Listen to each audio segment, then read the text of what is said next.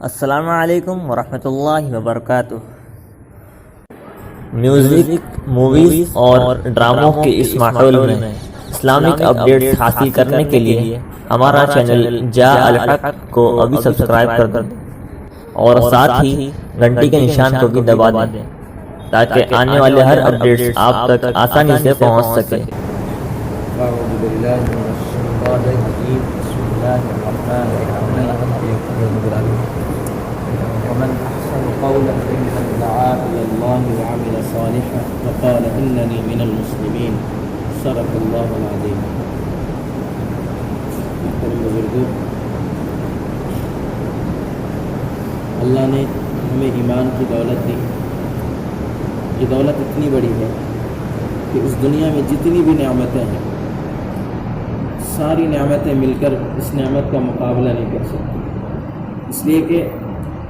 ایمان جو ہے یہ سب سے بڑی نعمت ہے۔ اس کے بغیر ہماری کوئی چیز معتبر نہیں، ہماری نماز کا کوئی اعتبار، ہمارے روزے کا کوئی اعتبار، ہماری نیکیوں کا کوئی اعتبار۔ تو ایمان یہ اتنی بڑی دولت ہے، آج اس کی قدر ہمیں اس لیے نہیں ہے کہ یہ ہمیں مفت مل گئی۔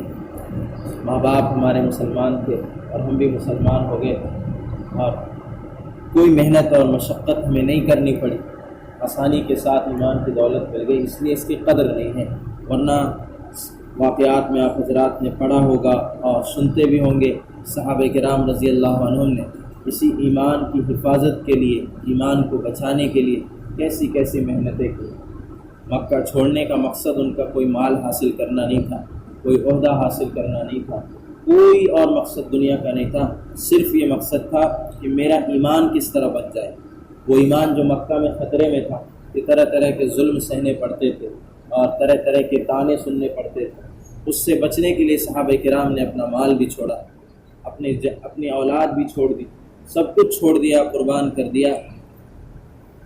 صرف ایمان کی۔ طرح طرح کی تکلیفیں آپ نے برداشت، تو ان کو قدر تھی ایمان کی، پھر انہوں نے اس کی محنت بھی اس طرح کی۔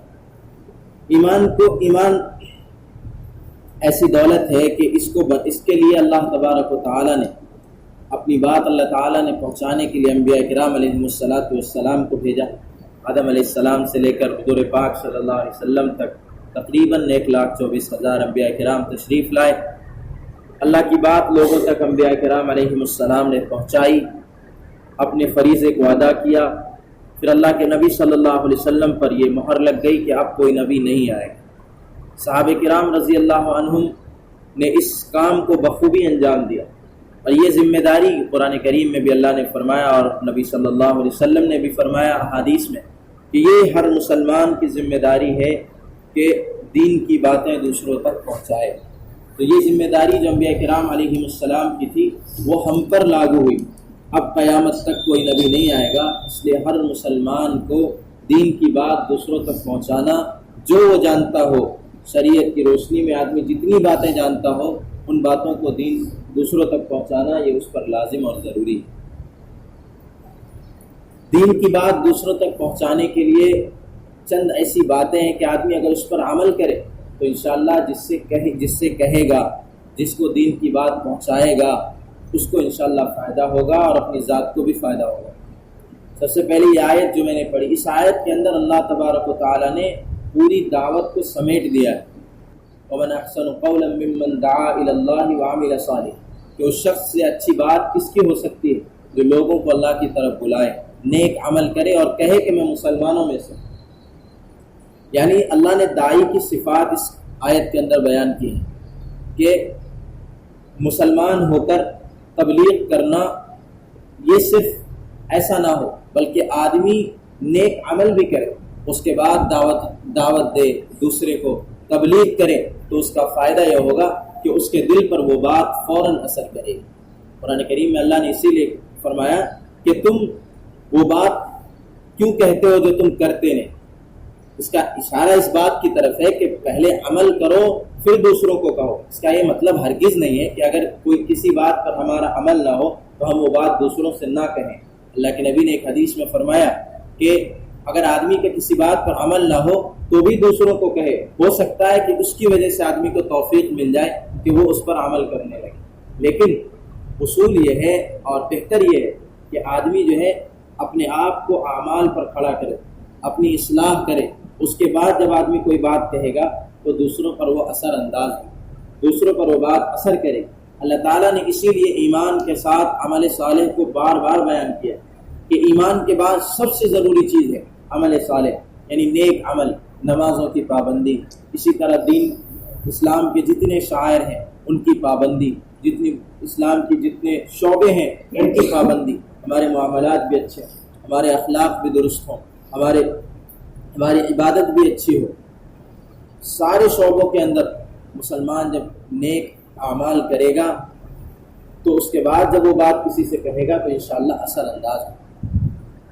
میرے ذہن میں 3-4 باتیں تھیں کہ داعی کے اندر اگر یہ 3-4 باتیں ہوں تو انشاءاللہ اس کی بات اثر کیے بغیر رہ ہی نہیں سکتی۔ ایک بات یہ کہ داعی جو ماشاءاللہ 6 صفات کے اندر بھی اس کا تذکرہ ہے، اخلاص نیت، سب سے ضروری چیز ہے اخلاص نیت، کہ آدمی کی نیت صاف، کوئی بھی نیک کام کرے اس کی نیت صاف ہونی چاہیے۔ امام بخاری رحمۃ اللہ علیہ نے سب سے پہلی حدیث انما الاعمال بالنیات اسی لیے ذکر کی ہے اپنی کتاب میں کہ سب سے ضروری چیز جو ہے نیت کی درستگی، ورنہ نیت اگر خراب ہے تو بڑے سے بڑا عمل بھی جو ہے بالکل بیکار ہو جائے۔ اور نیت کی درستگی سے چھوٹا عمل جس کو ہم کر کے بھول جاتے ہیں، ایسا عمل جو ہے پہاڑوں کے برابر ہو سکتا ہے، وہ عمل اللہ کے ہاں ہماری قبولیت کا ذریعہ بھی بن سکتا ہے۔ نیت کی درستگی کی کتنی اہمیت اسلام میں، اخلاص ہے نیت، اسی کو کہتے ہیں کہ نیت بالکل صاف ہو، اللہ کی رضا کی نیت، اپنی بڑائی نہ ہو۔ جب یہ چیز ہوگی تو انشاءاللہ جو بھی کام انسان کرے گا اس کا فائدہ اس کو آنکھوں سے نظر آئے۔ دوسری چیز کہ داعی کو شاکر ہونا چاہیے، یعنی شکر گزار ہونا چاہیے، یعنی ہر وقت اللہ کا شکر ادا کر۔ اگر کوئی نیک کام ہمارے ذریعے ہو جائے، کسی کی اصلاح ہو جائے، مثال کے طور پر ہم نے کوئی تقریر کی یا کسی کے گھر گئے، اس کو دعوت دی اور اس نے ہماری بات مان لی، وہ نمازی بن گیا، اس نے گناہ چھوڑ دیے، یا اس نے کوئی اور نیک کام اختیار کر لیا، وہ ہمارے ساتھ نکل گیا، تو یہ ایسی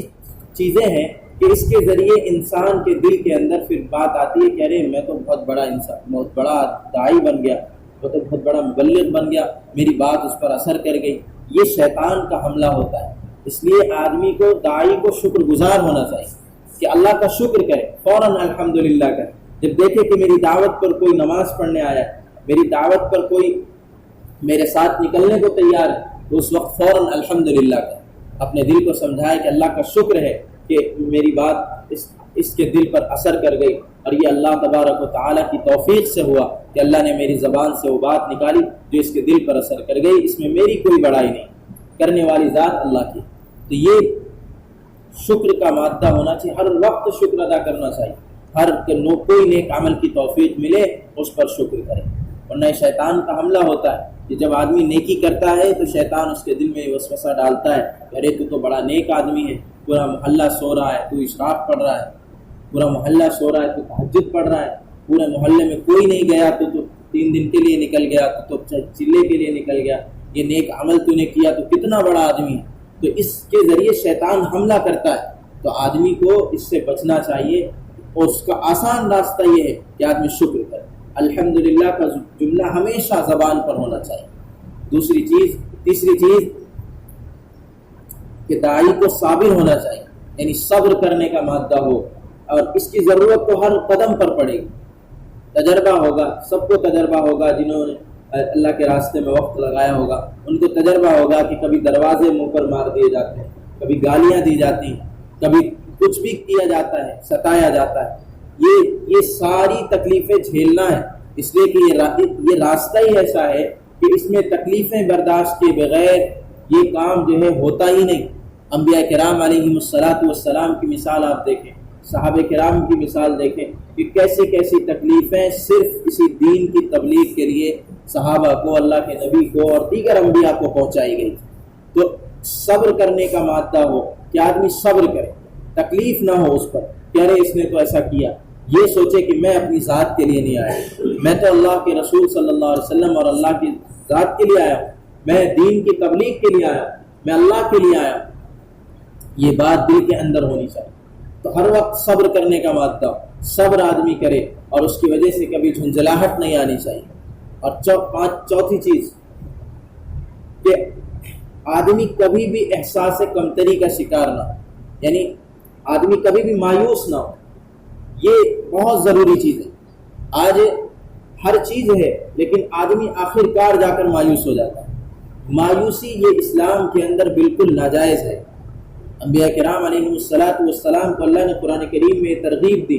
اور انبیاء نے اپنی اولادوں کو بھی یہ سکھایا کہ مایوس مت ہونا۔ حضرت یوسف علیہ السلام جب غائب ہو گئے، جب آپ کو بالکل پتہ نہیں چل رہا تھا، حضرت یعقوب علیہ السلام ان کے فراق میں روئے جا رہے تھے، یہاں تک کہ بینائی چلی گئی، 40 سال ہو گئے، لیکن پھر بھی اپنے بیٹوں کو مصر بھیجتے ہوئے کہہ رہے تھے کہ بیٹا اللہ کی رحمت سے مایوس نہ ہونا، یوسف کو تلاش کرنا، مایوس نہ ہونا۔ یعنی اتنی مدت کے بعد بھی آپ اللہ کی رحمت سے مایوس نہیں تھے۔ کہ 40 سال بعد تو آدمی اپنے سگوں کو بھول جاتا ہے کہ پتہ نہیں اب کیا ہوا ہوگا، کہاں چلے گئے ہوں، لیکن آپ نے فرمایا کہ اللہ کی رحمت سے مایوس نہ ہونا۔ ایمان والے کی صفت ہے کہ کبھی مایوس نہیں ہوتا۔ اسی طرح داعی کو کبھی مایوس نہیں ہونا چاہیے کہ میں نے ایک بندے کو 10 بار سمجھایا لیکن نہیں مانتا، نہیں آتا، نماز نہیں پڑھتا، گناہ نہیں چھوڑتا، میں نے اپنے بچے کو اتنی بار سمجھایا لیکن وہ نہیں مانتا، یہ مایوسی کی بات ہے کہ آدمی مایوس ہو جائے۔ اصلاح کی کوشش کرتا رہے، آج ایک طریقہ اپنایا کل دوسرا طریقہ اپنایا، کوشش کرتا رہے تو انشاءاللہ یہ پورا محلہ، پورا شہر، پورا ملک، پوری دنیا یہ نیک عمل پر کھڑی ہو سکتی ہے۔ ایمان کا جذبہ، ایمان کا جو تقاضا ہے یہ سارے دلوں کے اندر پیدا ہو سکتا ہے جب ہم اس سوچ کے ساتھ دعوت و تبلیغ کا کام کریں۔ کبھی مایوس نہیں ہونا چاہیے۔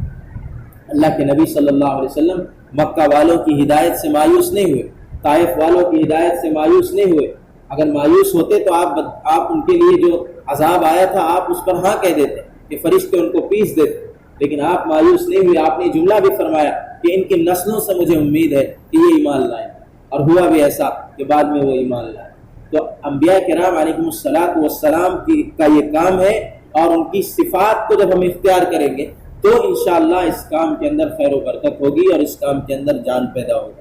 تو یہ آخری بات تھی کہ مایوس کبھی نہیں ہونا، چاہے ہم کسی کو 100 بار کہہ چکے ہوں تو 101 بار بھی کہیں، 102 بار بھی کہیں،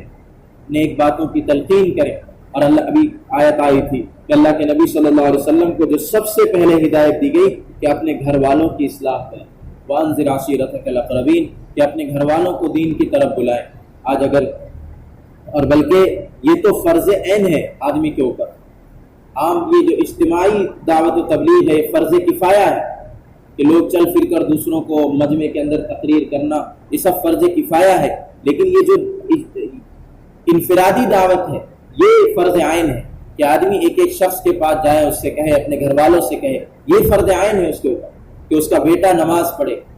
اگر باپ اپنے بیٹے سے نماز کے لیے نہیں کہتا، باپ اپنے بیٹے سے گناہ چھوڑنے کے لیے نہیں کہتا تو باپ کی پکڑ ہوگی۔ یا ایھا الذین آمنوا قوا انفسکم واہلیکم نارا وقودھا الناس والحجارہ، اللہ نے حکم دیا کہ تم اپنے اولاد کو آگ سے بچاؤ،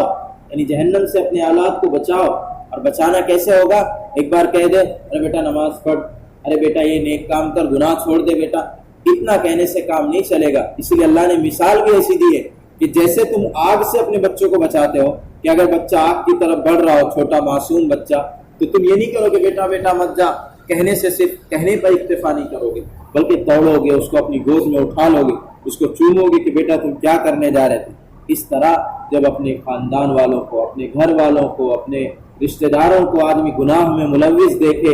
عبادتوں کو چھوڑتا ہوا دیکھے، اس وقت بھی آدمی کو ایسی تکلیف ہونی چاہیے کہ جیسے آگ میں جاتے ہوئے اپنے بچے کو دیکھ کر تکلیف ہوتی ہے کہ یہ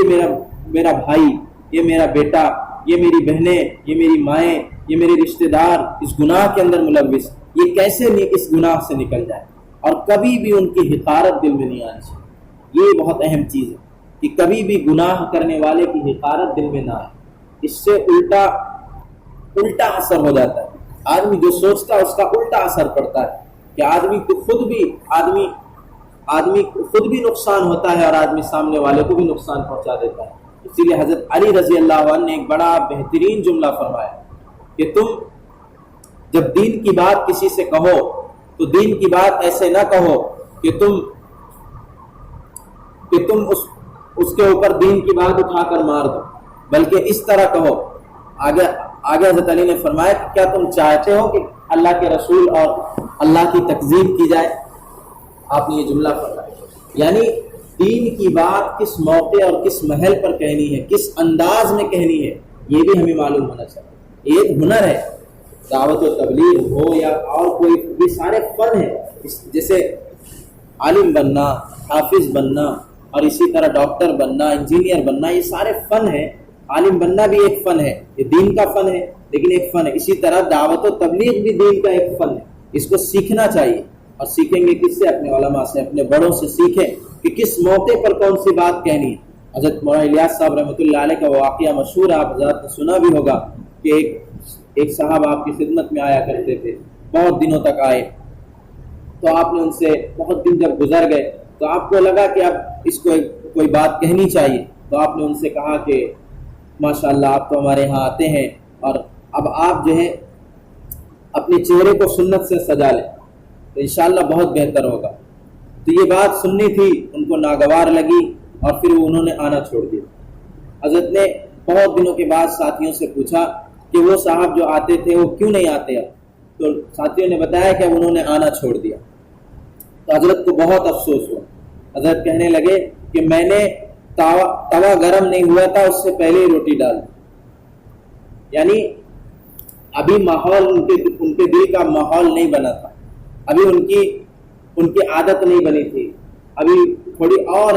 محنت کرنا تھا، مجھے مشقت کرنا تھا، ان کے اوپر محنت کرنا تھا، اس کے بعد جب میں کہتا داڑھی رکھنے کو تو وہ رکھ لیتے، لیکن میں نے پہلے ہی کہہ دیا اس لیے وہ چلے گئے۔ تو حضرت کو اس کا بڑا افسوس ہوا۔ تو اس سے یہ پتہ چلا کہ یہ بھی ایک ہنر ہے، یہ اپنے بڑوں کو آتا تھا، جبھی تو ان کو پتہ چلا کہ میری اس بات کی وجہ سے بڑائی بھی دیکھ، اگر ہم ہوتے تو یہ کہتے ارے برا آدمی ہے، ایسا بینک میں رہتا ہے، یہاں رہتا ہے، وہاں رہتا ہے، اس کی کسی برائی کی طرف اشارہ کرتے کہ ارے یہ اتنا برا آدمی ہے اسی لیے یہاں سے بھاگ گیا۔ اگر ہم ہوتے تو یہ کہتے، لیکن بڑوں کی بڑی باتیں ہوتی، انہوں نے حضرت نے اپنی طرف اس کو منسوخ کیا کہ میری غلطی کی وجہ سے وہ چلا گیا، کہ میں نے یہ کیا کہ اس کا توا گرم ہونے سے پہلے میں نے اس کو روٹی رکھی، یعنی اس کا دل ابھی اس لائق نہیں تھا کہ وہ اس بات کو تسلیم کرتا، مجھے اور اصلاح کرنی تھی، اس کی اور محنت کرنی تھی، تب وہ مانتا۔ تو یہ ایک ہنر ہے دعوت و تبلیغ، اس کو سیکھنا اور سیکھ کر پھر عمل کرنا اور اس کے مطابق کرنا اپنے بڑوں سے سیکھ کر، تو اس سے انشاءاللہ بہت فائدہ ہوگا۔ اللہ تعالیٰ